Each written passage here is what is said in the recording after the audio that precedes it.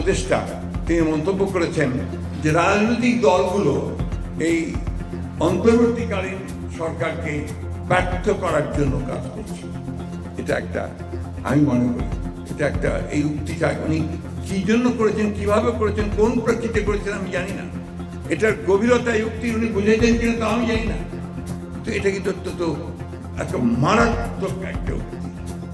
এই সরকার অন্তর্বর্তীকালীন সরকার, এই সরকারকে আমরা সমস্ত মানুষ যারা আন্দোলন করেছি, যারা ফ্যাসিস্ট সরকারকে তাড়াবার জন্য আন্দোলন করেছি, ছাত্ররা বুকে রক্ত দিয়েছে, এই বুকে আমরা রক্ত দিয়েছি, তারা সবাই মিলে এই সরকারকে আমরা দায়িত্ব দিয়েছি।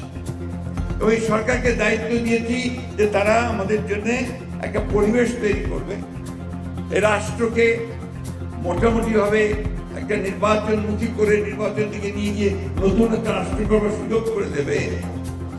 এই জন্য আমরা সবাই তাকে সাহায্য দিই। বিশেষ করে আমরা বিএনপির তরফ থেকে প্রথম থেকেই তাদেরকে আমরা সমর্থন দিয়েছি, এখনো তাকে আমরা সমর্থন করে দিয়েছি, এমনকি এই মুহূর্তেও তাদেরকে আমরা সমর্থন করছি।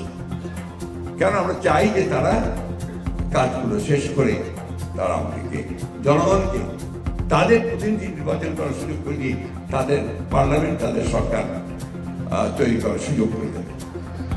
কিন্তু যখন এই কথা বলেন যে রাজনৈতিক দলগুলো অন্তর্বর্তীকালীন সরকারকে ব্যর্থ করার জন্য কাজ করছে, এটা অত্যন্ত মারাত্মক একটা অভিযোগ।